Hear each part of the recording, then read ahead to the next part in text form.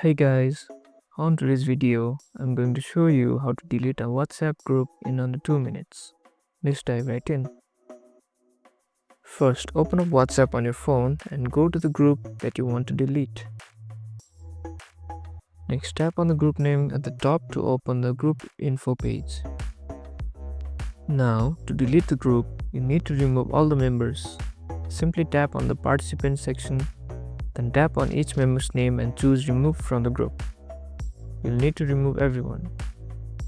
Once everyone's gone, scroll to the bottom and tap exit group. Finally, after you've exited the group, you'll see an option to delete group. Tap on that and the group is gone forever. And that's it. You've successfully deleted a WhatsApp group. If this helped, don't forget to like, subscribe, and check the bell for more quick tutorials. Catch you in the next one.